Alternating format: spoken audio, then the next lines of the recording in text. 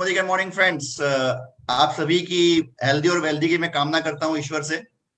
और ये प्लेटफॉर्म देने के लिए मैं सुरेखा मैम और उनकी सभी टीम मेंबर्स का बहुत बहुत आभारी हूँ फ्रेंड्स। मेरा नाम जितेंद्र परमार है और मेरी वाइफ ओनी परमार। हम लोग ग्लोबल ब्रेक डायमंड डायरेक्टर से अहमदाबाद गुजरात से हैं फ्रेंड्स। और मुझे बहुत खुशी होती है कि आज मेरे मनपसंद सब्जेक्ट पे मुझे बोलने का मौका दिया गया है फ्रेंड्स। और मैं ये मानता हूं कि अगर इस बिजनेस में सक्सेस आपको चाहिए और काफी स्पीड में सक्सेस चाहिए, तो एक चीज आपको ध्यान में रखनी है फ्रेंड्स कि आपको वो एक डिस्ट्रीब्यूटर चैनल डेवलप करनी पड़ेगी जिस चैनल के थ्रू आप इस बिजनेस को बहुत ऊंचाई तक पहुंचा सकते हैं फ्रेंड्स। 15 सितंबर 2016 को मेरा ज्वाइनिंग है इस मोदी केयर बिजनेस में, और हमने इस बिजनेस को स्टार्ट किया जैसे सर ने बताया वैसे पैसिव इनकम के लिए हमने इस बिजनेस को स्टार्ट किया था फ्रेंड्स।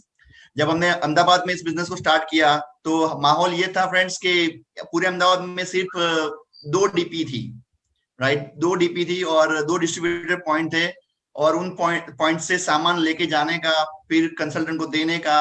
और अवनी मैडम, मैं थोड़ा अपने काम में ज्यादा बिजी था तो अवनी मैडम थोड़ा फ्री थे, वो अपने बच्चों को संभाल रहे थे, तो उन्होंने इस बिजनेस को मेरे कहने पे चूज किया। तो वो सामान लेके जाती थी और वो कंसल्टेंट को देती थी, और वो काफी परेशानी वाला माहौल है। हम सभी लोग जितने भी यहाँ पे लीडर्स बैठे हैं वो सभी लोग इस माहौल से गुजरे होंगे, राइट। क्योंकि आपको कंसल्टेंट को प्रोडक्ट देनी पड़ती है, फिर कंसल्टेंट बोले नहीं नहीं मुझे अच्छा नहीं लगा, आप वापस चेंज करके, तो बहुत सारे इश्यूज आते हैं आपको। और कभी कभी आप एक मायूसी की दौर पे चले जाते हैं कि यार क्या ये नहीं यार ऐसा थोड़ी करने होता है, राइट। और जो जो डायमंड होते हैं वो टिके रहते हैं, और जो डायमंड नहीं होते हैं वो इसको एक प्रॉब्लम समझ के छोड़ देते हैं इस बिजनेस को, राइट। और देखो चैलेंजेस तो लाइफ में आते ही रहते हैं। हमने जब ये देखा कि हमारा बिजनेस बिल्ड नहीं हो पा रहा, इन द सेंस कि जो जिस गति से जाना चाहिए उस गति से नहीं जा रहा है, तो हमने सोचा कि इसका रीजन क्या है, बिहाइंड द रीजन फाइंड करो। आपको देखो कोई भी प्रॉब्लम है उसका सॉल्यूशन होता ही है, बट हम प्रॉब्लम पे ज्यादा फोकस करते हैं, सॉल्यूशन पे कम फोकस करते हैं। तो मैंने कहा कि भाई प्रॉब्लम क्या है। प्रॉब्लम यह है कि प्रोडक्ट्स की अवेलेबिलिटी इजीली अवेलेबिलिटी नहीं है। आज समझो कि कोई टूथपेस्ट और साबुन लेने जाएगा तो वो 10-15 किलोमीटर दूर नहीं जाएगा, वो ढूंढेगा कि मेरे घर से 1 या 2 किलोमीटर एरिया में कुछ मिल रहा है तो मैं ले लूंगा, राइट, अदरवाइज मैं नहीं जाऊंगा। स्वाभाविक है क्योंकि हमारे सपने हैं, बट उसके कहाँ सपने हैं, वो तो अभी बेचारा नया नया आया, उसके पास तो पता ही नहीं है कि सपने क्या होते हैं। तो जब हमने फाइंड किया कि ये प्रॉब्लम है तो उसका सॉल्यूशन क्या है, तो उसका सॉल्यूशन हमें मिला कि भाई हमें डिस्ट्रीब्यूटर पॉइंट ओपन करवाना चाहिए। और फिर फ्रेंड्स मैं बताऊं आपको कि हमने हर एक एरिया में, जिस जिस एरिया में हमने अपना नेटवर्क बिल्ड किया, उस इस एरिया में हमने अपना एक डिस्ट्रीब्यूटर पॉइंट ओपन करवाया। और जैसे जैसे हम डिस्ट्रीब्यूटर पॉइंट ओपन करवाते गए, इसी तरह हमारा नेटवर्क फटाफट बिल्ड होने लगा। हमें हमारा जो टर्नओवर है वो काफी स्पीड में बिल्ड होने लगा। हमारा पहला जो चेक था इस बिजनेस से वो 582 रुपीज का था, और मैं बताऊं कि राइट 2 साल बाद इस बिजनेस से हमने 3,02,000 रुपया कमाए, और वो भी because of the DP network. हमने पूरा डीपी नेटवर्क खड़ा किया था। और फ्रेंड मैं बताऊं ये हमने पूरा प्रोफेशनली तरीके से किया था, ऐसा नहीं था कि भाई चलो डीपी खुलवा दिया, जहां भी हो वहां डीपी खुलवा दिया, वो तरीका नहीं था हमारा। हमने इस बिजनेस को बहुत गहराई से समझा और सोचा कि नहीं यार इसको ओपन भी करवाना है तो सिस्टमेटिक तरीके से करवाना है, जैसे इस बिजनेस पे जो नेगेटिविटी है वो ज्यादा ना फैले, और हम लोग जो करना चाहते हैं, हम जो टारगेट लेके बैठे उस टारगेट को हम अचीव कर पाए, राइट। सो फ्रेंड्स हमने step by step DP open करवाया। मैं आपको बताना चाहता हूं कि मेरे 4 डीपी ओनर है, और वो चारों डीपी ओनर आज क्राउन डायमंड डायरेक्टर के लेवल पे हैं, राइट। तो ये देखिए डीपी ओपन करवाने से वो चारों लोग क्राउन डायमंड डायरेक्टर बने, और मेरे टीम के डायमंड्स कहे जाते हैं वो चारों लोग। वो चारों के चार डीपी ओनर के पास अपना खुद का डीपी है, राइट। और दूसरी एक बात बता दूं फ्रेंड्स के कभी लोग एक और तरीके से भी देखते हैं कि आपने बहुत सारी डीपी खुलवा दिया इसलिए आप सक्सेस हो गए, राइट। मतलब कि कोई नेगेटिव पॉइंट्स भी होते हैं कि भाई आपने, हो सकता है आपने फास्ट स्टार्ट डायरेक्टर बनवा दिया या कुछ भी बनवा दिया और ऐसा करके आपने नेटवर्क को बिल्ड किया होगा। नहीं फ्रेंड्स मैं बता दूं, मैंने एक भी डीपी, मेरे अंडर में अभी 45 प्लस डीपी है, मेरे अंडर में 45 प्लस डीपी है, और ये 45 प्लस डीपी से एक भी डीपी मेरा फास्ट स्टार्ट डायरेक्टर नहीं है। वो लोग नॉर्मली जिस तरह हम सिस्टम से जाते थे, जैसे जैसे कंपनी के रूल्स एंड रेगुलेशंस थे उसी तरह हम आगे बढ़े, और हमने इस प्रोसेस को आगे बिल्ड किया, और आज हम सक्सेस है, राइट। फ्रेंड्स मैं अपना एक छोटा सा प्रेजेंटेशन बताना चाहूंगा।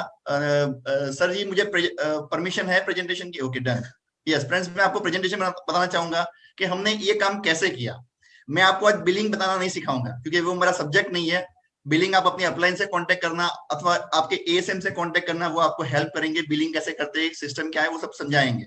मैं आपको वो मेंटालिटी समझाने जा रहा हूँ कि किस बिजनेस मेंटालिटी से और क्या फोकस करके हमने इस बिजनेस को बिल्ड किया और किस तरह डीपी को मैनेज करना चाहिए। यहाँ पे जितने भी डीपी ओनर बैठे हैं मैं उनसे रिक्वेस्ट करता हूँ कि आपको ध्यान से सुनना चाहिए कि आपको डीपी कैसे मैनेज करना है, राइट। और मेरे साथ मेरे दोस्त डॉक्टर चिराग सोलंकी है जो क्राउन डायमंड डायरेक्टर है और उनके पास 3 साल का इसका एक्सपीरियंस है डीपी का, वो भी मेरे साथ कनेक्ट होंगे और वो भी हमें बताएंगे, उनका भी प्रेजेंटेशन है, वो भी बताएंगे कि किस तरह उन्होंने डीपी को मैनेज किया और सक्सेसफुली रन किया। और मैं बताऊं कि उन्होंने डीपी के थ्रू 65,000 का भी चेक कमाया हुआ है।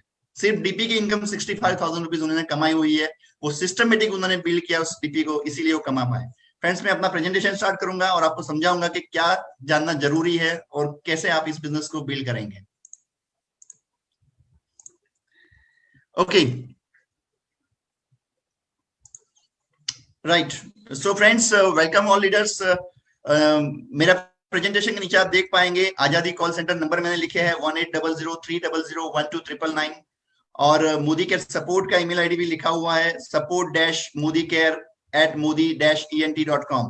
फ्रेंड्स, ये नंबर मैंने क्यों लिखे हैं मैं पहले ही बता दूं, नंबर इसलिए मैंने लिखे हुए हैं यहाँ पे जो आपकी जानकारी के लिए, आपको सबको पता भी होगा, बट मोस्टली मैंने देखा हुआ है कि डीपी ओनर्स कुछ भी प्रॉब्लम आता है तो सबसे पहले अपनी अपलाइन को कॉल करता है, राइट। बट मैं पहले ही बता देता हूँ, जितने भी यहाँ डीपी ओनर्स बैठे हैं उनको बता देता हूँ कि प्लीज आप अपने अपलाइन को कॉल मत कीजिए। सबसे पहला आपका कॉल या तो सपोर्ट सेंटर में जाना चाहिए या तो जो ईमेल आईडी दिया है वहां पे ईमेल आपको करना है। आपको इंग्लिश आता है नहीं आता, आप इंग्लिश में भी लिख सकते हैं, कोई इश्यू नहीं है, बट आप एटलीस्ट सिस्टम को इन्फॉर्म कीजिए आपके जो भी प्रॉब्लम है उसके बारे में, राइट। ओके, डीपी कैसे ओपन की जाती है, डीपी ओपनिंग क्राइटेरिया क्या है वो मैं आपको समझाना चाहता हूँ क्योंकि जरूरी है। पहले सबसे पहला क्राइटेरिया ये है फ्रेंड्स कि आपके ऑल केवाईसी डॉक्यूमेंट्स अप्रूव होने चाहिए, आपका पान कार्ड और आपका एनईएफटी भी अप्रूव होना चाहिए। ये पहला सबसे पहला क्राइटेरिया ये है। कई बार ऐसा होता है कि आप डीपी ओपन जब करने जाते हैं, क्लाइंट जो कंसल्टेंट है वो बहुत ही उत्साही है, बट पता चलता है कि पान कार्ड अप्रूव नहीं है, और पान कार्ड अप्रूव नहीं है तो उसमें काफी 2-3 दिन लग सकते हैं अप्रूवल में। तो उसके कारण ये होता है कि एक नेगेटिविटी आ जाती है कंसल्टेंट में कि अभी मुझे पैसे लेके तैयार हूँ और आपका काम ये नहीं हुआ। तो पहले आप ये चेक कर लीजिए कि आपके केवाईसी डॉक्यूमेंट, पान कार्ड और एनईएफटी, ये 3 चीजें अप्रूव है कि नहीं है, वो चेक करना है। दूसरा, मिनिमम 13% लेवल रिक्वायर, आपका 13% का लेवल होना चाहिए। जो भी कंसल्टेंट को आप कांटेक्ट करते हैं उसका 13% लेवल रिक्वायर्ड है। मतलब कि 30% लेवल मतलब ऊपर ऐसे ऐसे बोल दू तो 75,000 रुपीज की प्रोडक्ट रिक्वायर्ड है, या उसने नेटवर्क ने मिल के इतनी प्रोडक्ट सेल की हो या यूज की हो, वो ज्यादा जरूरी है। आप चाहे तो एक दिन में भी 13% का लेवल अचीव कर सकते हैं, कोई इश्यू नहीं है। आप जैसे चाहे वैसे इस लेवल को अचीव कर सकते हैं, उसके लिए आपको अपनी अपलाइन से कांटेक्ट करना जरूरी है। तो मिनिमम 13% का लेवल रिक्वायरमेंट है। 25,000 रुपए डिपोजिट जो आप पे करते हैं वो 100% रिफंडेबल है। मैं बोलता हूँ कि डीपी ओपन करना वो बोलते हैं ना कि 100% सिक्योर बिजनेस है, मैं ऐसा बोलता हूँ। और जिस प्राइस में हम डीपी ओपन कर रहे हैं वो प्राइस बहुत ही स्मॉल प्राइस है। 25,000 रुपए डिपोजिट में 100% रिफंडेबल होता है। जब भी आप डीपी क्लोज करते हैं आपको ये पैसा रिफंड मिल जाता है। और उसके अलावा 1,75,000 1,75,000 रुपीज का जीरो बीबी प्रोडक्ट आपको सेल्फ स्टॉक में लेना पड़ता है।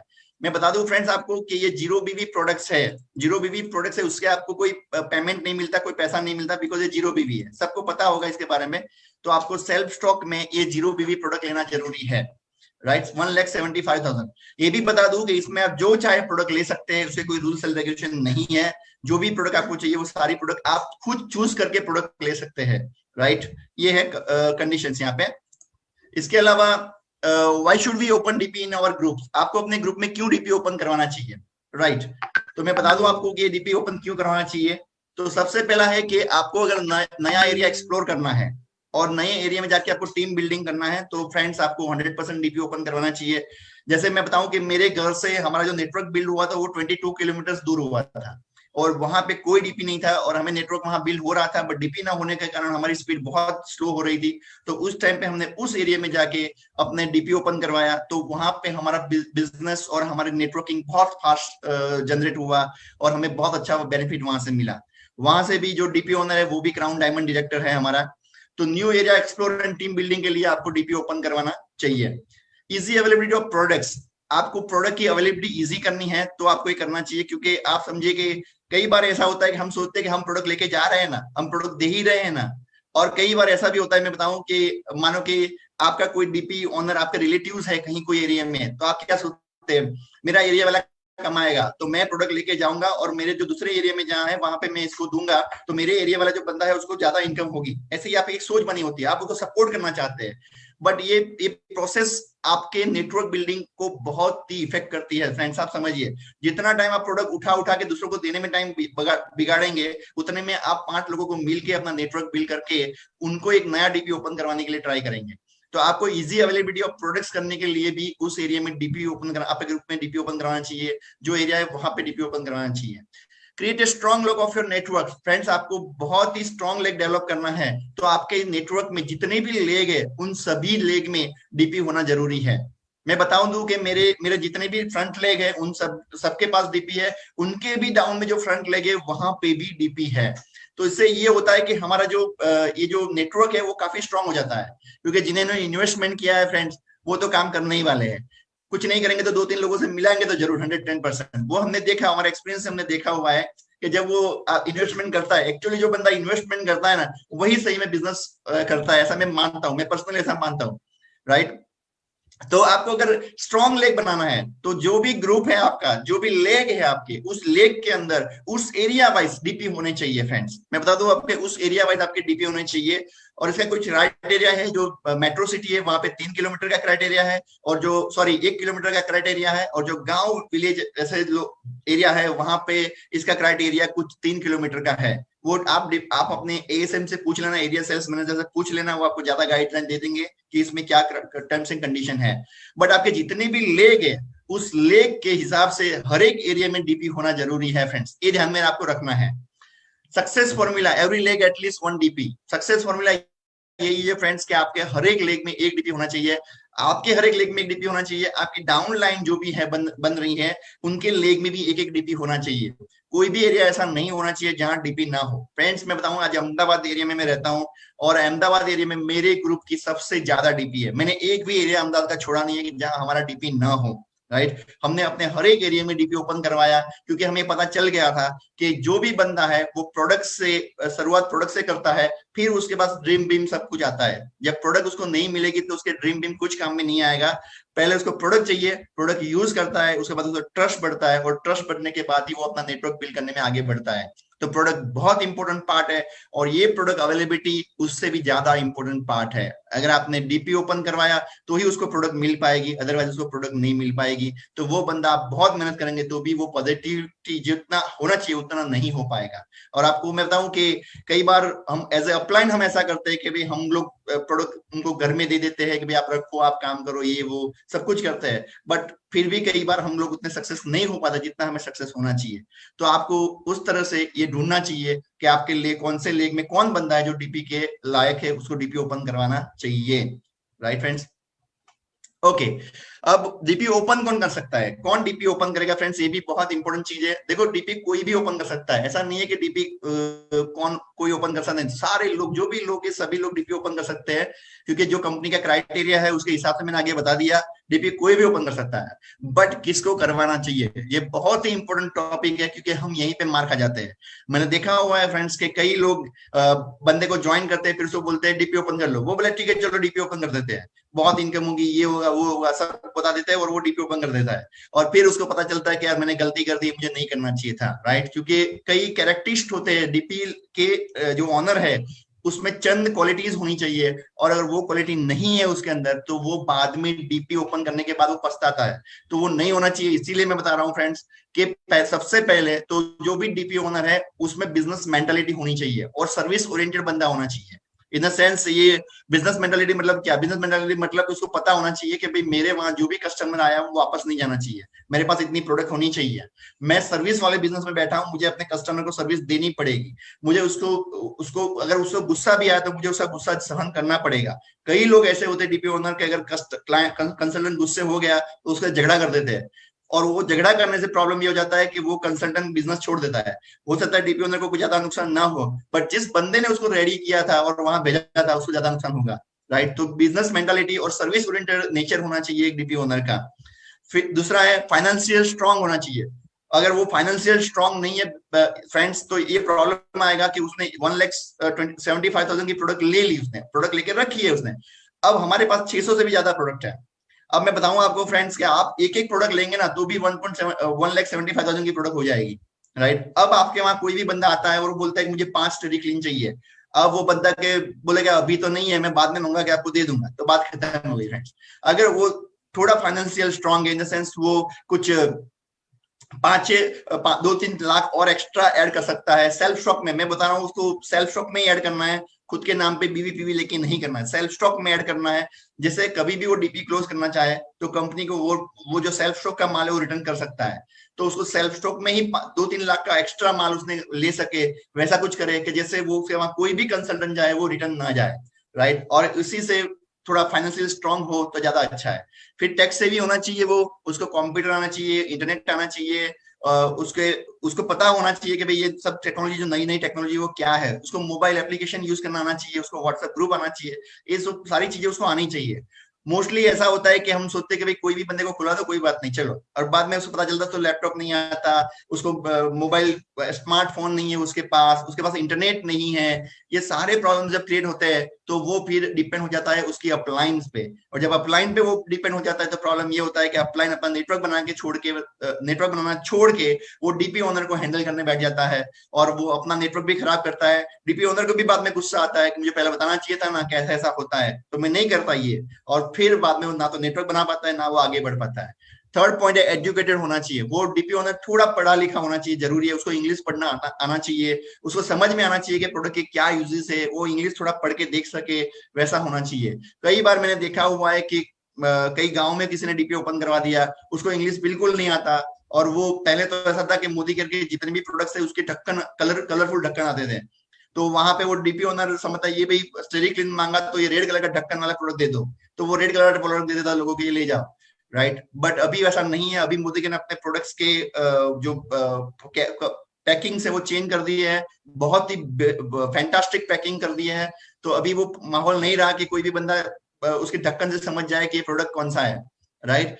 तो आपको एटलीस्ट ध्यान में रखना चाहिए कि वो थोड़ा इंग्लिश बोल ना सके तो कोई बात नहीं, बट वो पढ़ सके कि स्टेरी क्लीन लिखा हुआ है, ये सिल्वर डीप है, वो ध्यान सके, इतना जरूरी है, राइट। क्योंकि हमारे स्किन केयर की जो प्रोडक्ट है उसके सारे बॉक्स सेम आते हैं, अगर उसने नहीं पढ़ा तो प्रॉब्लम ये हो जाएगा कि वो दूसरा बॉक्स दे देगा, क्लाइंट घर पे जाएगा, कंसल्टेंट घर पे जाएगा, घर से वापस आएगा, बोले ये बॉक्स तो नहीं चलेगा, ये प्रोडक्ट नहीं चाहिए थी, वापस चेंज करो।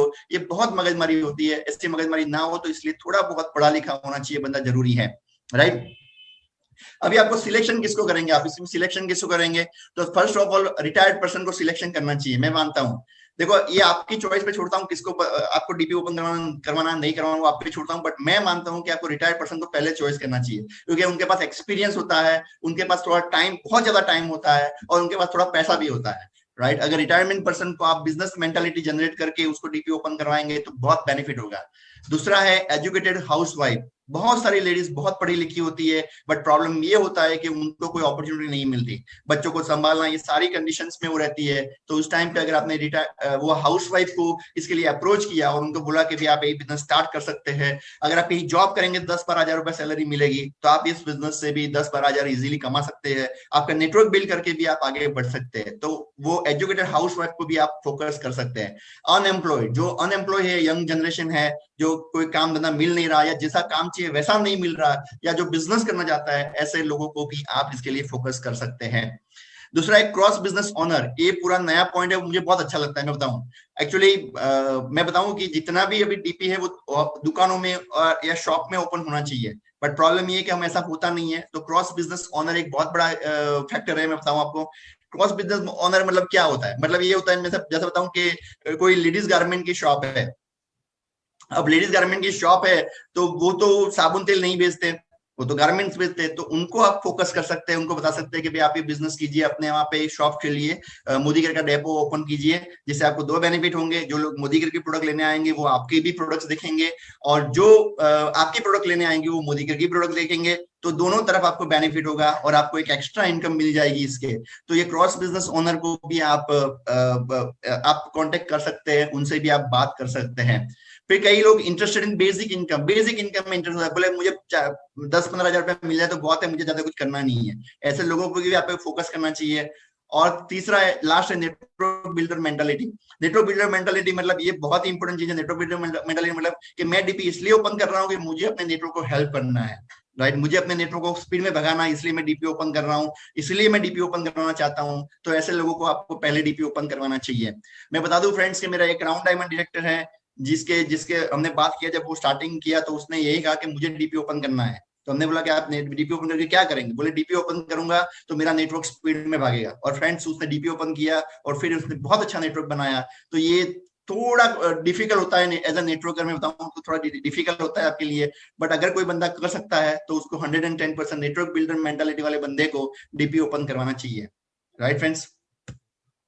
Okay, team building through the DP. आप अपनी टीम कैसे बिल्ड करेंगे डीपी के थ्रू? तो फ्रेंड्स मैं बता दूं कि इजी प्रोडक्ट अवेलेबल हो जाएगी तो जो डीपी ओनर है वो अपने टीम को एजुकेट कर पाएगा, उस टीम को समझा पाएगा, अपनी अपलाइन की हेल्प लेके समझा पाएगा, क्योंकि उसके साथ प्रोडक्ट पड़ी हुई है। प्रोडक्ट पड़ी हुई है तो फटाफट से टीम को एजुकेट करेगा, प्रोडक्ट के बारे में इंफॉर्मेशन देगा और इमीडिएटली प्रोडक्ट आप अपने कंसल्टेंट को दे पाएगा, राइट। डीपी ओनर जो होता है और अपलायंस, वो डीपी पे प्रोडक्ट ट्रेनिंग अरेंज कर सकते हैं, वर्कशॉप भी कर सकते हैं। मैं बताऊं आपको, प्रोडक्ट ट्रेनिंग करिए, वर्कशॉप कीजिए डीपी पे, जिससे क्या होगा कि जैसे मैं बताऊं आपको कि हमने एक रखा स्टिंकर का एक वर्कशॉप रखा, राइट। तो स्टिंकर का वर्कशॉप रखा हुआ है, अब लोग बैठे हैं, आपने सारी प्रोडक्ट्स बता दी उनको, फील एंड टच भी करवा दी, राइट, टच एंड फील भी करवा दी, उन्होंने देखा, बहुत बढ़िया लगा।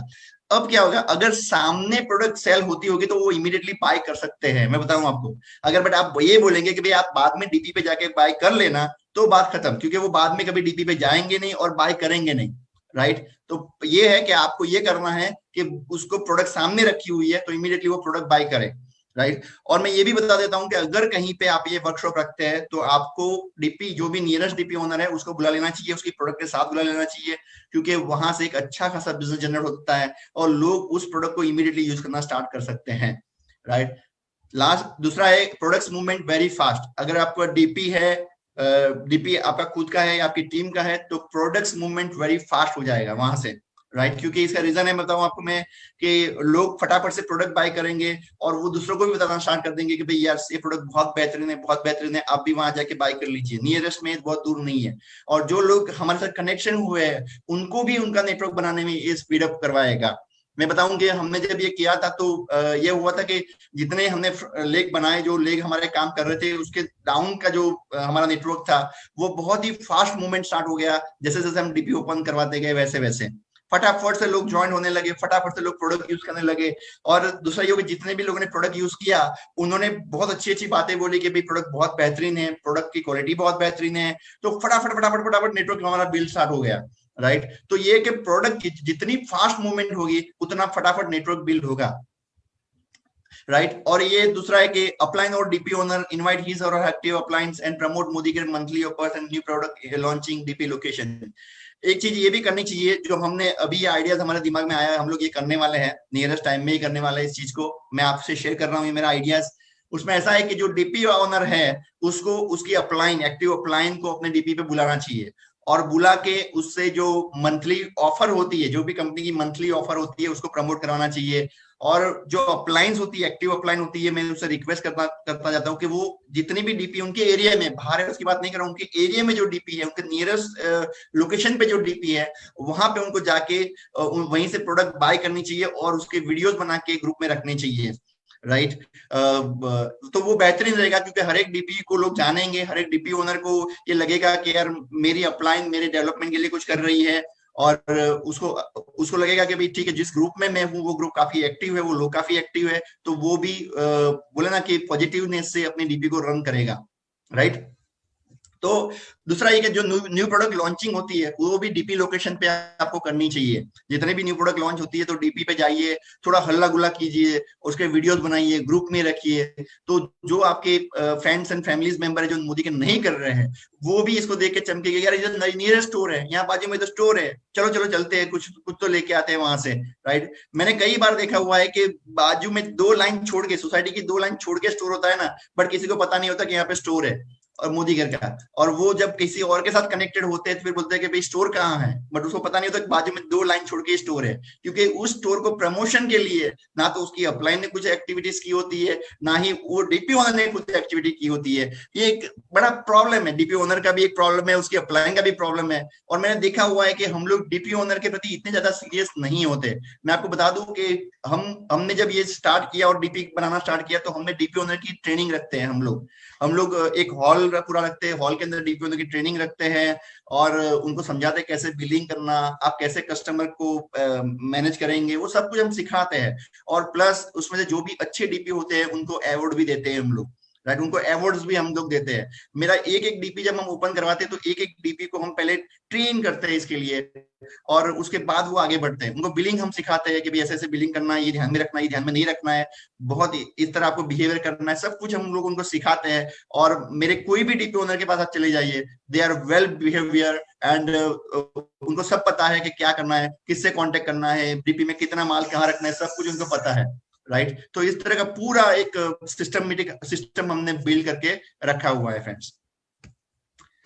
ओके, क्या नहीं करना चाहिए एज ए अपलाइन, आपको क्या नहीं करना चाहिए वो ज्यादा जरूरी है। फर्स्ट तो ओवर कमिटमेंट नहीं करना चाहिए, किसी को भी आप डीपी ओपन करते हैं ओवर कमिटमेंट मत कीजिए। कई बार हम ये कमिटमेंट कर देते हैं किसी से कि भाई तू टेंशन मत ले, मैं बैठा हूं ना, मैं सब संभाल लूंगा, तू टेंशन मत ले, मैं बैठा हूं, मैं सब कुछ संभाल लूंगा, डोंट वरी, राइट, तेरे बिलिंग मैं ही कर दूंगा। प्लीज डोंट डू दिस, ऐसा मत कीजिए। आप समझिए कि आप उसके बिलिंग नहीं कर पाएंगे, जब आप उसके बिलिंग नहीं कर पाएंगे तो प्रॉब्लम ये होगा कि वो बंदा नेगेटिव हो जाएगा, और वहां पे जो भी आपके कंसल्टेंट जाएंगे उसको भी वो नेगेटिव करता रहेगा, राइट। कई लोग ऐसा तो डीपी ओपन करवाने के बाद कभी मिलते भी नहीं है, ऐसे भी होता है, ऐसा भी होता है, डीपी ओपन करवाते फिर उसको मिलते भी नहीं है, वो भी बहुत गलत बात है। आप उसको एजुकेट कीजिए, उसको समझाइए कि कैसे डीपी चलाना है आपको, 1-2 दिन की ट्रेनिंग भी दे दीजिए उसको, जिससे वो आगे बढ़ पाए, राइट। बट ओवर कमिटमेंट कभी भी मत कीजिए। कई बार ऐसा भी होता है, कई लोग कहते हैं कि भाई आप डीपी ओपन कर दीजिए, आपको 50,000 की इनकम हो जाएगी। नहीं होती, इतना ज्यादा इनकम नहीं होती, उसके लिए बहुत सारा टर्नओवर चाहिए, इतना ज्यादा इनकम नहीं होती। तो प्लीज आप उनको बताइए कि भाई डीपी ओपन करने से आपको मिनिमम 10,000 से लेके 50,000, 60,000 या लाख रुपए भी आप कमा सकते हैं। मैंने सुना है कई डीपी ओनर 2-2 लाख रुपया भी कमाते हैं, आई नो दैट, बट मेरे एरिया में कोई नहीं है तो मैं इसकी कोई गारंटी नहीं देता। मैं उनको कमिटमेंट इतना ही करता हूँ कि आप ये चालू करते हैं तो 10 से 12,000 से लेके 50-60,000 आप कमा सकते हैं, इजीली कमा सकते हैं। बट डीपी ओपन इसलिए करनी है आपको, आपको अपना नेटवर्क बिल्ड करने के लिए डीपी ओपन करनी है। अगर आप चाहते हैं नेटवर्क मार्केटिंग में सक्सेस होना चाहते हैं, तो आपको अपना डीपी इसलिए ओपन करना है कि आप अपना नेटवर्क बना सकें, राइट। फाइनेंशियल ट्रांजेक्शंस, कई बार आप ये नहीं करना चाहिए, आपको कभी भी नहीं करना चाहिए, फाइनेंशियल ट्रांजेक्शन नहीं करना चाहिए। डीपी ओनर और अपलाइन के बीच में फाइनेंशियल कोई भी ट्रांजेक्शन नहीं होना चाहिए। कई बार अपलाइन ऐसा बोलती है कि भाई ठीक है तू चालू कर, 50,000 में दे दूंगा, हम इन्वेस्टमेंट करते हैं, फिर देखेंगे आगे जाके क्या करते हैं। कई बार अपलाइन पैसा डालती है और कोई थर्ड पार्टी बंदा उसमें काम करता है। ये नहीं करना चाहिए। इसका रीजन, बहुत सारे रीजन है कि क्यों नहीं करना चाहिए, एक दो बता देता हूँ। इसमें रीजन ये होता है कि बाकी की जो प्रोडक्ट्स लानी है वो अपने क्रेडिट कार्ड या डेबिट कार्ड से लानी पड़ती है। जो प्रोडक्ट का लॉस गया वो कौन उठाएगा, और उसके बाद में छोटे छोटे छोटे इतने सारे प्रॉब्लम्स क्रिएट हो जाते हैं, उन प्रॉब्लम्स का कोई आंसर किसी के पास नहीं होता, और बाद में आपका पूरा नेटवर्क टूट जाता है। और मैं बताऊं, डीपी ओनर वो पहला डोर है जहां आपका कंसल्टेंट पहले जाता है। वो मंदिर है डीपी, मैं बताऊं डीपी एक मंदिर है जहां आपका कंसल्टेंट पहले जाता है मत्था टेकने के लिए। अगर वो देवता ही गुस्से में है, उसको पता नहीं है क्या बोलना है, क्या, अगर उसने कोई भी नेगेटिव बात कर ली, आप कितना भी समझा ले अपने कंसल्टेंट को कि ऐसा है, वो नहीं मानेगा। वो बोलेगा डीपी ओनर ने बोला है मुझे कि ऐसा है तो मैं मानता हूँ ऐसा ही, बात खत्म। और फिर आपका नेटवर्क टूटना स्टार्ट हो जाता है। तो प्लीज अपने डीपी ओनर से किसी भी तरह के फाइनेंशियल ट्रांजेक्शन ना करें। अगर आप पैसे अपलाइन आपने बिल भी बनाया है तो उसको इमीडिएटली पैसा ट्रांसफर करें, उसको पैसा दे, और उसका हिसाब किताब बहुत क्लियर रखें। As a upline don't do this में ऐसा है फ्रेंड्स, बहुत सारी चीजें होती है। जैसे मैं बताऊं कि एज पर माय एक्सपीरियंस कई बार ऐसा भी होता है कि अपलाइन होती है, वो डीपी ओनर को बोलती है तुम मेरा इतना ये जो प्रोडक्ट है मुझे चेंज करके दे दो, मेरी जो गिफ्ट है वो चेंज करके दे दो मुझे, राइट। और फिर अब बेचारा डीपी ओनर ऐसा सोचता है कि यार ठीक है अपलाइन है, इसने मुझे डीपी ओपन करा दिलाओ, मैं प्रोडक्ट चेंज करके दे देता हूँ। बट इसकी हालत ये हो जाती है कि उसके बाद सारे लोगों को जब पता चलता है तो सारे लोग उससे यही बोलते हैं तुम मुझे प्रोडक्ट चेंज करके दे दो, मुझे ये गिफ्ट नहीं चाहिए, मुझे मेरी मनपसंद वाली गिफ्ट दे दो। और बहुत सारे इश्यू भी क्रिएट हो जाता है। फिर डीपी ओनर फ्रस्ट्रेट हो जाता है, वो सोचता है यार क्या मगजमारी यार, कंपनी तो मुझे यही दे रही है, मैं यही दूंगा लोगों को, बट वो ना बोल रहे हैं। और कई बार अप्लायंस भी ऐसा होते हैं, वो बोलते हैं कि भाई यार एक काम करो, अगर तुमने मुझे नहीं दिया तो मैं अपने कंसर्न तुम्हारे वहां नहीं भेजूंगा। ऐसी धमकियां भी डीपी ओनर को कई बार मिलती है। तो ये बहुत बुरी बात है, एज ए अपलाइन आपको ये नहीं करना चाहिए। मैं तो यहां तक बोलता हूँ एज ए अपलाइन जो भी कंपनी की प्रोडक्ट है वही आपको लेना चाहिए, और अपने डीपी ओनर को भी यही बोलना चाहिए कि भाई फ्रेंड्स, तू जो भी कंपनी आपको प्रोडक्ट देती है वही मुझे दे, मेरी प्रोडक्ट चेंज करके मत दे। जब आपने ये एटीट्यूड अपनाया तो हो सकता है आपका डीपी ओनर बहुत खुश होगा, और वो दूसरों को भी बोलेगा कि हमारी अपलाइन है वो हमसे प्रोडक्ट नहीं, रिप्लेसमेंट नहीं मांगती, आप क्यों मांग रहे हैं। और इससे आपकी टीम एक अच्छी माहौल खड़ा होगा, और लोग भी ये समझ जाएंगे कि नहीं यार, जो कंपनी देती है वही प्रोडक्ट हमें डीपी ओनर से लेनी चाहिए। क्योंकि कई डीपी ओनर को मैंने देखा हुआ है, बेचारे के पास इतना ज्यादा वो डेड स्टॉक हो जाता है, वो बोलता है यार ये कोई लेता नहीं है और मेरे पास पड़ा हुआ है, राइट। कुछ तो कैसे रिप्लेसमेंट करके दूं, मैं कहाँ जाऊं इसके लिए। और धीरे धीरे करके उसकी फ्रस्ट्रेशन लेवल बढ़ता जाता है, और फिर वो इस बिजनेस से थोड़ा दूर होना स्टार्ट हो जाता है फ्रेंड्स, राइट। और अभी फ्रेंड्स, अभी हम बात करते हैं डीपी मैनेजमेंट की, कि डीपी मैनेज करने के लिए आपको क्या क्या ध्यान में रखना है, उसके बारे में बात करेंगे, जिसके लिए डॉक्टर चिराग सोलंकी जो मेरे साथ है, क्राउन डायमंड डायरेक्टर्स, वो आके आपको समझाएंगे फ्रेंड्स। चलिए वो उनको बुलाता हूँ। Thank you friends, thank you very much.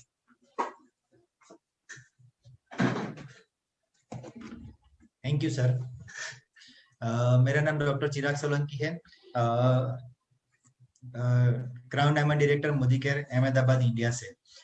Basically हमने जब नेटवर्क बिल्ड किया था उसके बाद हमने करीबन 6-8 महीने के बाद डीपी की शुरुआत की थी। जब हमने डीपी की शुरुआत की थी तब हम सीनियर डायरेक्टर के लेवल पे थे। मोदी केयर का बिजनेस मेरी वाइफ के नाम से चल रहा है, और आज अभी हम क्राउन डायमंड डायरेक्टर पे है। बेसिकली नेटवर्क डीपी की शुरुआत हमने की थी प्रोडक्ट की अवेलेबिलिटी के लिए, और डीपी हमारे नजदीक के एरिया में नहीं था, हमें काफी दूर जाना पड़ता था। तो प्रोडक्ट की अवेलेबिलिटी करने के लिए, क्योंकि यहाँ पे जो भी है वो प्रोडक्ट है, अगर प्रोडक्ट ही अवेलेबल नहीं होगा तो कोई भी बंदा लेने ही नहीं जाएगा। आपने देखा होगा कि टीवी में जितनी भी एड आती है ना, अगर किराना स्टोर में वो प्रोडक्ट अवेलेबल नहीं है तो सारी की सारी एड वेस्ट है। तो हमारे यहाँ पे भी ऐसा ही था। अगर हम नेटवर्क भी बिल्ड कर लेते, लेकिन अगर प्रोडक्ट की अवेलेबिलिटी नहीं है तो हमारा नेटवर्क आगे बिल्ड नहीं कर सकता है। तो हमने इस हिसाब से डीपी की शुरुआत की थी, और आज हम क्राउन डायमंड डायरेक्टर पे है। अभी डीपी की शुरुआत कर ली, लेकिन कभी कभी क्या होता है कि लोगों को पता नहीं होता है कि डीपी की शुरुआत करने के बाद सबसे पहला क्या करना चाहिए। तो सबसे पहले तो हमें प्रोडक्ट्स को उस हिसाब से अरेंज कर देना चाहिए कि जो भी प्रोडक्ट्स है आपकी सारी की सारी दिखनी शुरू हो जाए। क्योंकि आपने देखा होगा कि मॉल में क्या होता है कि प्रोडक्ट सब रख देते हैं। क्यों? क्योंकि एक कहावत है ना, जो दिखता है वो बिकता है। तो जितना भी दिखेगा ना, कंसल्टेंट अगर 2000 का भी बिलिंग लेके आया होगा ना अपनी लिस्ट बना के, तो भी शायद 3 या 4000 का सामान लेके जाएगा, क्योंकि उसको उसने वो नहीं लिखा था जो लिस्ट में उसने दिखा है। उसने शायद कोई 2-3 नई प्रोडक्ट देख ली, क्योंकि उसने पैम्पलेट या ब्रोशर में देख के लिस्ट बनाया था। लेकिन यहाँ पे अगर देखता है तो प्रोडक्ट सारी अवेलेबल है, तो जो नहीं चाहिए वो भी शायद वो लेके चला जाएगा। हम मॉल में भी वही करते हैं, तो यहाँ पे भी वही प्रोडक्ट वही फॉर्मूला इस्तेमाल होता है। दूसरा कि जितनी भी प्रोडक्ट्स आप रखते हो उसकी एक्सपायरी श्योर देख लीजिए, क्योंकि कभी कभी ऐसा होता है कि हम नए नए प्रोडक्ट्स आते रहते हैं, तो हम प्रोडक्ट्स हमने सेल्फ में रखते रहते हैं, और प्रोडक्ट सेल्फ में रखते हैं तो कभी कभी जो पुराने प्रोडक्ट्स आते हैं वो पीछे चले जाते हैं, और वो धीरे धीरे करके एक्सपायरी शॉर्ट हो जाती है, और फिर हम सोचते हैं कि इसको कैसे निकाले। फिर इसको निकालने के लिए हम कोई भी कंसल्टेंट है उसको पकड़ाने शुरू कर देते हैं, और वो कंसल्टेंट उसकी एक्सपायरी चेक करता है कि ये तो शॉर्ट एक्सपायरी मुझे नहीं चाहिए, और वो अल्टीमेटली हमारा लॉस हो जाता है। और अगर सपोज की प्रोडक्ट की एक्सपायरी चेक करके हम उसको रोटेट करते रहे, रोटेट करने से क्या होगा कि जो भी नए वाले प्रोडक्ट्स है वो पीछे जाएंगे, और जो पुराने वाले प्रोडक्ट्स है वो आगे आते जाएंगे। तो जो भी जब भी हम कोई भी कंसल्टेंट हमारे यहाँ से स्टॉक लेता है, तो आगे वाला जो प्रोडक्ट है जो एक्सपायरी लॉन्ग है लेकिन पुरानी है, नहीं है, शॉर्ट एक्सपायरी है, यानी जो भी नई प्रोडक्ट आती है वो हमारी पीछे जाएगी जिससे एक्सपायरी बहुत ज्यादा लंबी है, और जो शॉर्ट एक्सपायरी वाली है वो आगे आती जाएगी। तो उस हिसाब से शॉर्ट एक्सपायरी भी नहीं रहेगी और कंसल्टेंट को प्रॉब्लम भी नहीं रहेगा, और वो इजीली ले भी जाएगा। दूसरा कि सैंपल प्रोडक्ट्स, कभी कभी क्या होता है कि घर में लोग डीपी करते हैं ना, तो उनके पास उतनी जगह नहीं होती है। तो उसके लिए हम ऐसा रखते हैं कि आप ऐसा हो तो आपके पास जितनी भी प्रोडक्ट्स है वो सैंपल के हिसाब से रख दीजिए। सैंपल के हिसाब से रखने से क्या होगा कि आपकी सारी की सारी प्रोडक्ट डिस्प्ले में है, यानी कंसल्टेंट को पता चलेगा कि आपके पास इतनी प्रोडक्ट एटलीस्ट अवेलेबल तो है। भले ही आपके पास सारी की सारी उसके कितने पीस पड़े हैं वो आप नहीं दिखा रहे, लेकिन एटलीस्ट आपके पास प्रोडक्ट तो अवेलेबल है। तो वो कंसल्टेंट वो प्रीफर करेगा कि आपके यहाँ से स्टॉक परचेज कर ले। तो ये भी बहुत जरूरी है कि आप एटलीस्ट अगर पूरी की पूरी आपके जितने भी प्रोडक्ट्स है वो अवेलेबल मीन्स के स्टॉक पे नहीं रख रहे, डिस्प्ले में नहीं रख सकते, तो एटलीस्ट सैंपल के हिसाब से सभी का एक एक पीस एटलीस्ट रखो। और जो ज्यादा रनिंग वाली प्रोडक्ट्स है उसको आप ज्यादा रखो, ताकि आपको बार बार वो स्टॉक निकालना जरूरत ना रहे। कंपनी की जो भी ऑफर्स है उसको डिस्प्ले में रखे, क्योंकि कंपनी की लाइव ऑफर्स जो है अगर आपने डिस्प्ले में नहीं रखा है तो हर बार आपको वो कंपनी के ऑफर्स में जाके देखना पड़ेगा कि कौन कौन सी ऑफर्स आती है, क्या आता है क्या नहीं आता है। उससे अच्छा है कि आपने एक सॉफ्ट बोर्ड लगा दिया है अपने घर पे या तो फिर कहीं पे भी, तो डिस्प्ले में वो कोई भी कंसल्टेंट आता है वो बोलता है कि 1000 पे क्या ऑफर है, तो आप दिखा सकते हैं कि ये प्रिंट आउट है, उसमें कंपनी की 1000 की ऑफर दिखाई है, अगर अभी कंपनी की ये ऑफर चल रही है, कॉस्मेटिक की ऑफर है वो चल रही है। उसकी वजह से क्या होगा कि आपका कोई भी नुकसान नहीं होगा, आपने कोई भी गलत चीज किसी को कंसल्टेंट को नहीं दी है। कभी कभी क्या होता है कि कंपनी की ऑफर्स होती है, जैसे कॉस्मेटिक में कंपनी ने बीच में नेल पेंट की ऑफर निकाली थी, उसमें क्या था कि 3 नेल पेंट लेते हैं तो उनको 90 रुपीज में नेल पेंट पड़ती है। नया कंसल्टेंट होता है वो ऐसा सोचता है कि एक नेल पेंट 90 रुपीज में पड़ती है, लेकिन अगर कंपनी के ऑफर्स को आपने डिस्प्ले में रखा होगा तो आप बता सकते हैं कि 3 लेते हैं तो एक 90 रुपीज में पड़ती है। और अगर कोई नया बंदा होगा जिसने नया डीपी शुरुआत की है तो उसको ऐसा लगेगा कि 90 रुपीज में दे देनी है, लेकिन उसको ये पता नहीं है कि 3 लेने के बाद 90 रुपीज में पड़ती है, तो उसका लॉस हो सकता है, या तो फिर नए कंसल्टेंट्स को मिसअंडरस्टैंडिंग से वो नेगेटिव हो जाता है। तो वो सब ना, उसके लिए भी कंपनी की ऑफर्स को ऑलवेज डिस्प्ले करो। दूसरा कि जो इतनी भी कंपनीज की ऑफर है उसके बारे में सबसे पहले जान लेना जरूरी है कि कंपनी ने ये जो भी ऑफर रखा है वो किस हिसाब से रखा हुआ है, कौन से तरीके से रखा हुआ है, उसका मेन इंटेंशन क्या है। ठीक है, अगर वो सब आपने अंडरस्टैंड कर दिया तो सामने वाले बंदे को भी आप अच्छे से सिखा सकते हो। जैसे कंपनी कभी कभी वेयर हाउस में स्टॉक होता है नहीं होता है, इसलिए डबल डबल ऑफर निकालती है कि 1000 पे या तो फिर ये रहेगा या तो फिर ये रहेगा। ठीक है, तो कंसल्टेंट को समझाना जरूरी है कि कंपनी ऑफर्स में ये क्यों रखती है, कि कई वेयर हाउस ऐसे होते हैं, जैसे सपोज कि हमारे वेस्ट साइड में वेयर हाउस में एक्सवाइजेड प्रोडक्ट अवेलेबल है, ठीक है, लेकिन नॉर्थ साइड के वेयर हाउस में वो प्रोडक्ट अवेलेबल नहीं है, तो दूसरी प्रोडक्ट कंपनी ने रखी हुई है वो अवेलेबल है। तो ऐसे कंपनी दो में से चूज करके नहीं देती है, दो में से कंपनी अपने आप ऑफर को सिलेक्ट करती है कि कौन सा प्रोडक्ट आपको मिलेगा। वो हमें चूज करने का ऑप्शन कंपनी ने नहीं दिया हुआ है, कंपनी ऑलवेज प्रीफर करती है जो महंगा प्रोडक्ट देना है वो पहले देती है। कंपनी की जो हमारी पॉलिसी है वो महंगा प्रोडक्ट देने की पॉलिसी है। अगर महंगा प्रोडक्ट अवेलेबल नहीं है तो ही उसका जो चीपर ऑप्शन है वो कंपनी आपको देगी। तो कंपनी की ये पॉलिसी है, वो कंसल्टेंट को पता नहीं होती है, तो कंसल्टेंट हमें डिमांड करती है। तो इसके इसके लिए क्या करना है, इसके लिए जो भी डीपी ट्रेनिंग होती है उसमें आप एक बार अटेंड कर दीजिए, कंपनी के सेमिनार्स में अटेंड कर दीजिए, तो आपको जो भी ऑफर्स है उसका अच्छे से इंफॉर्मेशन मिल जाएगा। ऑलवेज अपना टाइमिंग को डिफाइन करिए, क्योंकि जब भी आप घर पे होते हैं या तो फिर कोई भी शॉप पे करते हो, ठीक है, तो डीपी में अगर टाइमिंग आपने डिफाइन किया है, तो आपने फिक्स टाइमिंग किया हुआ है, तो कंसल्टेंट आपको उसी टाइम पे आके मिलेगा। कंसल्टेंट अपनी जो बिलिंग है उसी टाइम पे करवाने के लिए आएगा। अगर आपने टाइमिंग को डिफाइन नहीं किया है तो कंसल्टेंट आपको कभी भी फोन करके पूछेगा कि मैं प्रोडक्ट लेने आ रहा हूँ। उसकी वजह से कभी कभी क्या होता है कि जो लेडीज घर पे बैठ के ये डीपी चलाती है उनकी पर्सनल लाइफ भी कॉम्प्रोमाइज हो जाती है। तो कब जो ऑलवेज आप डीपी का ओपनिंग टाइम, क्लोजिंग टाइम वगैरह सब डिफाइन करें। हो सके तो आपका व्हाट्सएप का ब्रॉडकास्ट बना दीजिए कि जितने भी लोग आपके यहाँ पे आते हैं उनको व्हाट्सएप के ब्रॉडकास्ट में ऐड करते जाइए। आपका कोई भी मैसेज है, जो भी मैसेज है उसको पास ऑन करने के लिए आप उनको बताते रहिए कि आज डीपी हॉलीडे है, आज डीपी जल्दी से क्लोज हो जाएगा, आज डीपी का टाइमिंग ज्यादा है, वॉट जो भी आप मैसेज पास ऑन करेंगे सबको मिल जाएगा जो आपके यहाँ पे प्रोडक्ट लेने के लिए आते थे।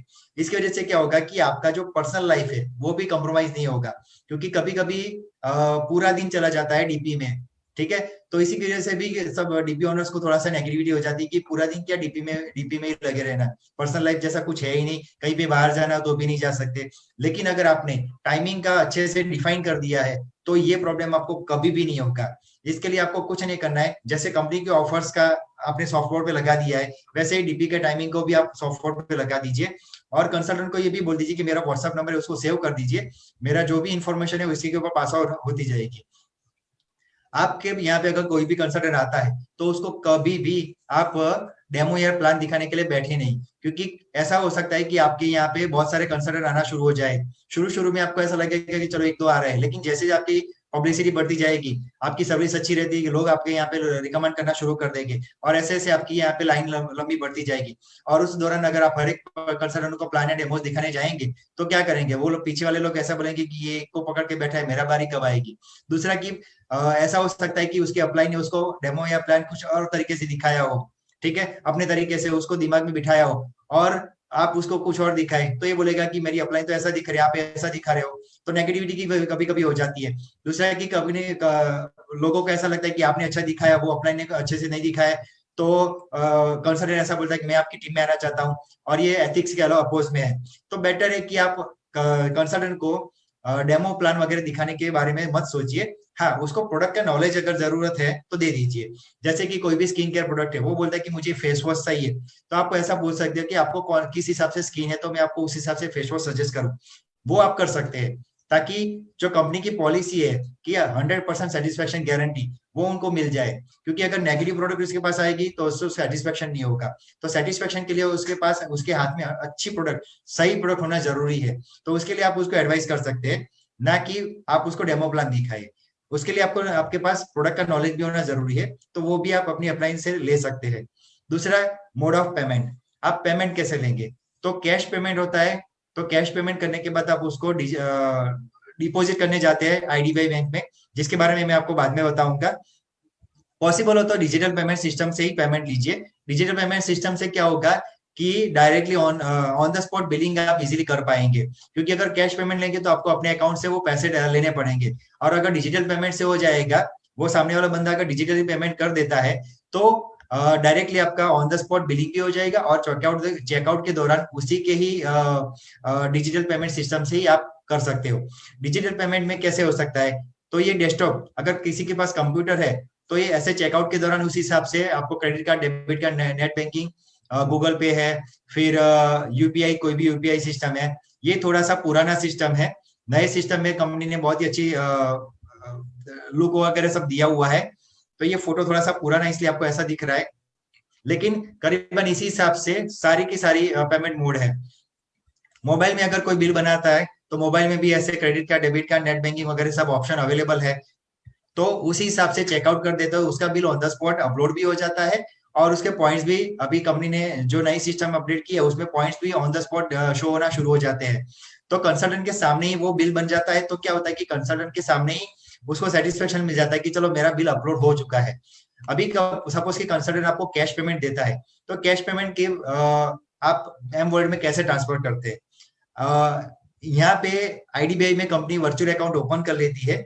अगर आपका डीपी कोड 5 अंकों का है तो आईडीबीआई के अंदर अकाउंट में मोदी कैड कर दीजिए, और अकाउंट नंबर में VMCL मोदी, फिर 30, 3 टाइम 0, और फिर आपका 5 अंकों का जो डीपी कोड है वो आप उस हिसाब से करेंगे तो 1 या 2 घंटे के भीतर आपके एम वॉलेट में ट्रांसफर हो जाएंगे। अगर आपका डीपी कोड पुराना है, 4 अंकों का है, तो उसके अंदर आपको VMCL मोदी, फिर 4 टाइम 0, और फिर आपका 4 अंकों का डीपी कोड, इस हिसाब से अगर डालते हैं तो आपके एम वॉलेट में आ जाएगा।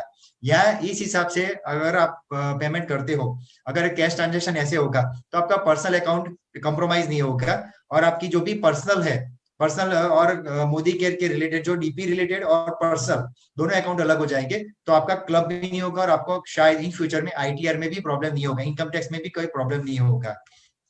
फिजिकल बिल, अभी कंपनी फिजिकल बिल वैसे तो नहीं देती है। अगर आपने कोई भी बिल अपलोड किया है तो जो ऑर्डर डिटेल आती है वो आप उसको दे सकते हैं, लेकिन कैश मेमो या जो भी हम हैंड रिटन रहते हैं वो कंपनी अलाउ करती नहीं है। ये एथिक्स के अगेंस्ट में है। आप उनको कोई भी प्रोडक्ट बाकी है तो उनको प्रोडक्ट बाकी का रेफरेंस दे सकते हैं, लेकिन कैश मेमो आपको देने की जरूरत नहीं है, क्योंकि कैश मेमो कंपनी के रूल्स के अगेंस्ट में है, वो एथिक्स के अगेंस्ट में है। और वो पॉसिबल है तो आप अपनी लीडर्स, अपनी टीम में भी डीपी वालों को सिखा सकते हैं। और जितने भी डीपी यहाँ पे है वो प्लीज प्लीज प्लीज इसको फॉलो करे कि कभी भी फिजिकल बिल यानी कैश मेमो कभी भी मत दो। जो साइट्रस डीपी है वो उनको ऑन द स्पॉट कैश दे दे, बिल दे देते हैं, इनवॉइस जनरेट करके, टैक्स इनवॉइस। और जो वेब डीपी है उनको ऑर्डर प्लेस करते हैं, वो ऑर्डर प्लेस वाला प्रिंट आउट निकाल के देना है तो वो दे सकते हैं, क्योंकि इनवॉइस होता है वो थोड़ी देर के बाद जनरेट होता है, और इनवॉइस उनको प्रीवियस हिस्ट्री में भी दिख जाता है, यानी वो अपने घर पे भी टैक्स इनवॉइस प्रिंट आउट निकाल सकते हैं। Always try to upload BP in presence of consultant. इससे क्या होगा कि आपका बिल जनरेट हो गया है, यानी अगर कोई प्रोडक्ट अवेलेबल नहीं है, आपके पास भी नहीं है, और उन्होंने कंसल्टेंट ने डिमांड रखी है, फिर अगर आपने पेंडिंग रखा है, पेंडिंग रख के फिर घर पे जाके शाम को बिल अपलोड करते तो क्या होता है, वो अपलोड नहीं होता है क्योंकि प्रोडक्ट अवेलेबल ही नहीं है, ना ही आपके पास है, ना ही वेयर हाउस में है। फिर आप कंसल्टेंट को फोन करते हैं, कंसल्टेंट बोलता है कि उसके ऑप्शन में आप कुछ अरेंज कर दीजिए, ये कर दीजिए, वो कर दीजिए। या तो फिर अगर आपके पास कंसल्टेंट का फोन नंबर भी नहीं है तो आप वो ट्राई कैसे करेंगे, उनके पास कांटेक्ट कैसे करेंगे, तो वो पॉसिबिलिटी नहीं है। फिर अगर लॉयल्टी चली जाती है तो आपको ही लॉस हो जाता है। बेटर है कि आप कंसल्टेंट की प्रेजेंट में ही बिल अपलोड कर दीजिए। और अगर पेंडिंग बिल रहेगा तो अल्टीमेटली स्टॉक आपके पास नहीं आएगा, स्टॉक आपके पास नहीं आएगा तो फिर इसी से क्या होगा कि आपके नए कंसल्टेंट आपसे जुड़ना बंद हो जाएंगे। अगर पॉसिबल है तो सेल्फ स्टॉक को इंक्रीज करिए 30 से 50,000 तक। ये एडवाइस मैं इसके लिए दे रहा हूँ क्योंकि नॉर्मल क्या होता है कि लॉयल्टी बिलिंग होता है और फ्री ऑफर 1 से 15 के बीच में हो जाती है।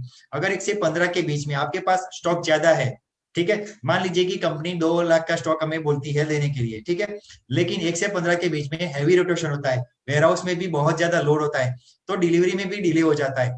तो बेटर है कि पिछले महीने की 25 तारीख से 1 तारीख के बीच में आपका अगले महीने का स्टॉक बढ़ा दीजिए, वो भी सेल्फ स्टॉक। सेल्फ स्टॉक बढ़ाने से क्या होगा कि आप वो बिल सेल्फ स्टॉक में से कर सकते हैं।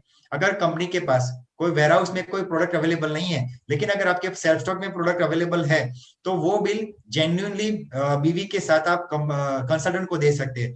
इसलिए अगर पॉसिबल है तो 25 तारीख से 1 तारीख के बीच में सेल्फ स्टॉक को थोड़ा सा बढ़ा दीजिए। सेल्फ स्टॉक को रोटेशन करने से आपका अपनी इन्वेंट्री को भी कम कर सकते हैं। एज फॉर एग्जाम्पल, जैसे विंटर आती है तो विंटर में स्किन केयर की प्रोडक्ट जैसे क्रीम वगैरह सब बढ़ जाती है, और जैसे ही समर आता है तो क्रीम वगैरह का जो कंजप्शन होता है वो कम हो जाता है, और डीओ परफ्यूम पाउडर वगैरह सब का कंजप्शन बढ़ जाता है, SPF 30 SPF 50 का कंजप्शन बढ़ जाता है। तो उस हिसाब से प्लस माइनस सेल्फ स्टॉक करते रहिए। सेल्फ स्टॉक प्लस माइनस करने से क्या होगा कि विंटर में आपने क्रीम्स, जो स्किन केयर है, मॉइस्चराइजर है, उसको बढ़ा दिया, और डीओ वगैरह को सेल्फ स्टॉक में से कम कर दी, यानी आपकी जो इन्वेंट्री वो भी कम हो जाएगी, आपका इन्वेस्टमेंट वो कम हो जाएगा।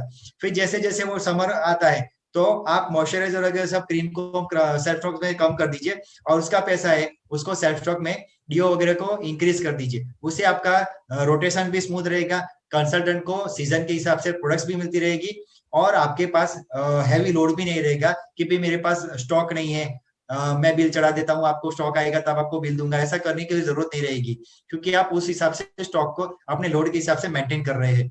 दूसरा कि लॉयल्टी बिलिंग को कैसे करना है, मैं यहाँ पे आपको ऐसा नहीं बोल रहा हूँ कि लॉयल्टी बिलिंग को ऐसे ही करना चाहिए, लेकिन मैं यहाँ पे आपको टिप दे रहा हूँ कि फ्री लॉयल्टी का बिलिंग कैसे करना चाहिए। आप कंसल्टेंट को सजेस्ट कर सकते हो, आप कंसल्टेंट को ऐसे सजेस्ट कर सकते हो कि जो कम बिजनेस वॉल्यूम वाली चीजें हैं वो फ्री लॉयल्टी में ले लीजिए, क्योंकि बहुत सारे लोगों को मैंने देखा है कि अभी भी ऐसा बोलते हैं कि भाई मसाले मुझे महंगे पड़ रहे हैं, चॉकलेट्स मुझे महंगी पड़ रही है, लेकिन वही मसाले अगर वो फ्री लॉयल्टी में ले लेते हैं तो उनको फ्री में मिल जाते हैं, उनको महंगे नहीं पड़ेंगे। और इस हिसाब से वो कम से कम फ्री में आए हुए मसाले घर में इस्तेमाल तो करना शुरू कर देगा, और वही मसाले वो अगर रेगुलर बेसिस पे इस्तेमाल करना शुरू कर देता है तो उनको पसंद भी आएगी। तो कंपनी की सारी प्रोडक्ट उनको मिलना चाहे, इसलिए आप ऐसे रोटेशन के हिसाब से उनको फ्री लॉयल्टी में कम बिजनेस वाली चीजें लेने का सजेस्ट कर सकते हैं, लेकिन हम उनको फोर्स नहीं कर सकते क्योंकि अल्टीमेटली तो उनको जो चाहिए वही देना है, तो वो हम उनको कर सकते हैं। दूसरा कि अभी डीपी करने के बाद बहुत सारे लोगों को ये कंप्लेन रहती है कि जो भी बिलिंग आता है, जो भी स्टॉक आता है उसमें थोड़ी सी दिक्कत रहती है। तो स्टॉक रिसीव करते हैं, आप जब भी स्टॉक रिसीव करते हैं तो आप क्या ध्यान में रखेंगे, सबसे पहले तो आप जब साइन करते हो पीओडी में तो उसमें आप डेट और टाइम मेंशन कर दीजिए, ठीक है। दूसरा कि आपने कितने बॉक्स रिसीव किए हैं वो मेंशन कर दीजिए, कितने बॉक्स रिसीव किए हैं वो मेंशन आप वर्ड में करेंगे। देखो सपोज कि मैंने 5 बॉक्स रिसीव किए तो मैं 5 ऐसा नहीं लिखूंगा, उसके बदले FIV5 ऐसा लिखूंगा, क्योंकि उसको कोई करेक्शन नहीं होगा।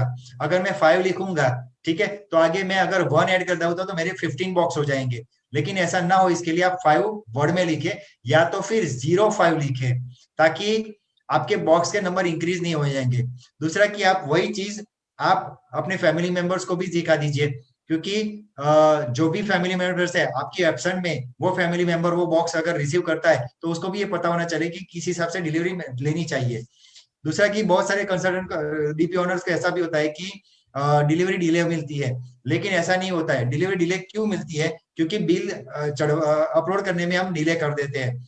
दोपहर में अगर बिल चढ़ाते हैं तो उसका इनवॉइस 1 या 2 घंटे में जनरेट हो जाता है और उसकी डिलीवरी आपको दूसरे दिन डिस्पैच हो जाती है, तो आपको तीसरे दिन वो डिलीवरी मिल जाएगी। अगर आपने रात को बिल अपलोड किया, बहुत सारे लोग ऐसा सोचते हैं कि चलो रात को सब सारे बिल अपलोड कर देंगे। रात को अगर बिल अपलोड करते हैं तो उसका इनवॉइस दूसरे दिन जनरेट होता है, उसकी डिलीवरी आपको 2 दिन के बाद मिलती है, तो उस हिसाब से आपको एक दिन डिलीवरी हो जाती है। अगर आपने ऑन द स्पॉट दोपहर में कंसल्टेंट के सामने बिल अपलोड कर दिया है तो आपको तीसरे दिन डिलीवरी मिलने की शक्यता है बहुत ज्यादा बढ़ जाती है। और ये मेरा खुद का पर्सनल एक्सपीरियंस है, इसलिए मैं आपको बोल रहा हूँ कि आप कंसल्टेंट के सामने ही डिलीवरी बिल अपलोड करना शुरू कर दीजिए, तो उससे बहुत ज्यादा बेनिफिट मिलेगा। डिलीवरी कैसे मिलते हैं? तो ये सिर्फ कंपनी के जो रूल्स है, कंपनी की ओरिजिनल वेबसाइट में भी आपको सिखाया गया है, कंपनी की डीपी की ट्रेनिंग में भी आपको दिखाया गया है कि आप कैसे बिल लेंगे, कैसे नहीं लेंगे। तो ये सब क्राइटेरिया है जिस हिसाब से आप बॉक्स को रिसीव करेंगे। बॉक्स के अंदर डैमेज है कि नहीं है, शॉर्ट है नहीं है, इंटरनल डैमेज है नहीं है, इनवॉइस में सब मार्क करके आप आजादी कॉल सेंटर में कनेक्ट कर दीजिए। ठीक है। प्रोडक्ट रिटर्न की क्या होता है कि प्रोडक्ट रिटर्न में हमारी जो है प्रोडक्ट्स 100% सेटिस्फेक्शन गारंटी वाली पॉलिसी है। 30 डेज के अंदर रिटर्न हो सकता है। उसके लिए क्या करना है, ऑर्डर की रिसीप्ट, रिटर्न फॉर्म और इनवॉइस वगैरह सब होना चाहिए। प्रोडक्ट का रिप्लेसमेंट या तो फिर कोई और प्रोडक्ट या उसमें ही बिजनेस वॉल्यूम का कोई और प्रोडक्ट कंपनी दे देती है। दूसरा कि 25 तारीख के बाद ना ही कोई बिल कैंसिल होता है, ना ही कोई प्रोडक्ट रिप्लेस होता है। तो ऑर्डर कैंसिल भी नहीं होता है, ऑर्डर रिप्लेस भी नहीं होता है। 25 तारीख से पहले जितना भी हो वो सब होता है, क्योंकि 25 तारीख के बाद कंपनी सब नए बिजनेस वॉल्यूम के हिसाब से चलना शुरू कर देती है। अगर वेयर हाउस से प्रोडक्ट डिस्पैच हो गया है तो भी ऑर्डर कैंसिल नहीं होगा। एमएससी में सबको, अगर आपने एमएससी में फोन किया है तो आपको वो बंदा प्रोडक्ट ऑर्डर कैंसिलेशन में हेल्प नहीं कर सकता है। आपको इसके लिए सब सपोर्ट में ही करना पड़ेगा, या तो फिर कंपनी ने बहुत ही अच्छा अभी तो किया है, जनरेट एसआर नंबर, वेबसाइट के थ्रू ही आप अपनी ऑर्डर को कैंसिल कर सकते हो। फिर बाद में ऑर्डर कैंसिलेशन फॉर्म डाउनलोड करके उसको ड्यूली साइन करके फिल करके फोटो निकाल के आप वापिस ऐसा नंबर के साथ अटैच कर दीजिए, तो आपका ऑर्डर इजीली कैंसिल हो जाता है। 25 तारीख के बाद कोई भी ऑर्डर कैंसिल नहीं होगा। ठीक है। शिपमेंट डिले होता है तो आप सपोर्ट को मेल कर सकते हो, अपनी अच्छे से कंप्लेन वगैरह सब डाल के आप बता सकते हो। ठीक है। आपका शिपमेंट रेगुलर बेसिस पे हो जाता है। डिले क्यों होता है वो सब कंपनी अपने आप सॉल्व कर देगी, उसका बारे में आपको कोई टेंशन लेने की जरूरत नहीं है। डैमेज प्रोडक्ट के बारे में, आप damage product, missing product, wrong product कुछ भी हो, आप with in 24 hours photo proof के साथ सपोर्ट पे नीचे दिए गए कॉल सेंटर या तो फिर सपोर्ट में दे दीजिए। अगर आप कंप्लेन कोई भी रिगार्डिंग स्टॉक, यहाँ पे ही आप कॉल करते रहिए। अगर आपको मेल भेजना है तो कैसे मेल भेजेंगे, मैं यहाँ पे आपको थोड़ा सा टिप्स देता चाहता हूँ कि आप अगर डिस्क्रिप्शन के साथ देंगे, जो भी है फोटो भी दीजिए और साथ में आप उनको डिस्क्रिप्शन भी दीजिए कि आपको क्या प्रॉब्लम है। अगर आपने वो प्रॉब्लम ठीक से मेंशन कर दिया तो आपका जो प्रॉब्लम है कंपनी इजीली शॉर्ट आउट कर पाएगी। तो बस यही है, उसे ज्यादा कोई टिप देने की जरूरत नहीं है। Mode of payments, mode of payments में आपको शायद बहुत सारे मोड ऑफ मिल जाएंगे। क्विक पे का भी कंपनी ने ऑप्शन दे दिया है। ठीक है। और ये सब आपको जरूरत रहेगी तो अपनी अपलाइन से या तो फिर एयरसेस में या तो फिर जब भी कोई डीपी ट्रेनिंग होती है आप उसमें सीख सकते हैं। फिलहाल तो डीपी के लिए मैं आपको इतना ही बताना चाहूंगा। नीचे दिए गए नंबर को आप डेफिनेटली स्टोर करके रखिए, क्योंकि यही नंबर आपको ज्यादा सपोर्ट देंगे रादर देन आपकी अपलाइन। आपकी अपलाइन आपको सिर्फ यही बता सकती है कि आप ये करिए वो करिए, लेकिन आपकी प्रॉब्लम को सिर्फ सपोर्ट मेल सपोर्ट सेंटर वाले ही, आजादी सेंटर वाले ही कर सकते हैं हेल्प। तो वही करते रहिए। Thank you very much. Yes friends, so आपने ये देखा। अभी एक बहुत इंपॉर्टेंट चीज मैं बता रहा हूँ आपको जो जाननी जरूरी है आप लोगों को, और वो है डीपी ओनर को एजुकेट होना जरूरी है। मैं बताऊं कि डीपी ओनर को हमारे डायरेक्टर के बाद के जो भी director, senior director, executive directors, SED, presidential, जो भी टाइटल्स है, उस टाइटल की क्वालिफिकेशन क्या क्या है वो उसको पता होनी चाहिए। एक डायरेक्टर को क्वालिफिकेशन के लिए मिनिमम कितने बीवी चाहिए, एक 7 से 16% वाले बंदे को कितने बीवी चाहिए, वो उसको पता होना बहुत जरूरी है। ये मस्ट मस्ट मस्ट रिक्वायरमेंट है। तो मैं जितने भी डीपी ओनर यहाँ बैठे मैं उनको बोलूंगा कि आप अपने अपलाइन से कांटेक्ट कीजिए और इस चीज को सीख लीजिए कि कैसे होता है, क्या है। क्योंकि कई बार ऐसा होता है कि बिल आने के बाद हो सकता है कि 595 का आपने अपलोड कर दिया, सॉरी आपने 650 बीवी का बिल अपलोड कर दिया है और फिर आपको पता चलता है कि उसका क्वालिफिकेशन रह गया बिकॉज 50 बीवी जो थे वो हमने अपलोड नहीं किए थे। समहाउ ऐसा कई बार होता है, ऐसा कई केसेस मेरे पास आते हैं कि जहां डीपी ओनर को पता नहीं होता कि भाई मिनिमम क्वालिफिकेशन रिक्वायर्ड है। तो जब भी आप किसी को डीपी ओपन करवाते हैं तो प्लीज आप उसको बिजनेस प्लान पहले समझाइए कि ये बिजनेस प्लान है और आपको इन इन चीजों का ध्यान रखना है इसके अंदर। राइट, अगर आपने ये समझा दिया तो वो आपके नेटवर्क को ही बेनिफिट होगा। मेरे जितने भी डीपी ओनर्स है उन सबको ये अपना बिजनेस प्लान पूरा क्लियर है और वो जब भी कोई भी बंदा आता है तो उसको टाइटल पूछते हैं कि आपका टाइटल क्या है। वो बंदा बोलता है मैं डायरेक्टर हूँ, तो वो बिल पे लिख देते डायरेक्टर है। तो उसका जब बिल अपलोड करने जाते हैं जब भी और उसको पता चलता है कि इसके 10-15 बीवी कम हो रहे हैं तो उसको कॉल करके बोल देते हैं कि भाई आपके 10-15 बीवी कम हो रहे हैं क्योंकि आपको मिनिमम इतना बीवी करना पड़ेगा। तो बोलता है ठीक है चलो मेरा इतना बीवी कर दो और मेरा टाइटल को बचा लो। तो ऐसे बहुत हेल्पफुल होते हैं। तो डीपी ओनर को ऑलवेज बिजनेस प्लान पहले समझना चाहिए। कई बार डीपी ओनर बोलते हैं हमें जरूरत नहीं, हम तो माल दे देंगे। नहीं, आपको पहले बिजनेस प्लान समझना है और फिर आप आगे बढ़ सकते हैं। Okay, so friends, thank you thank you thank you very much. यहाँ पे मैं अपना सेशन ये कंप्लीट करता हूँ। Thank you Surekha ma'am, thank you very much ma'am, please.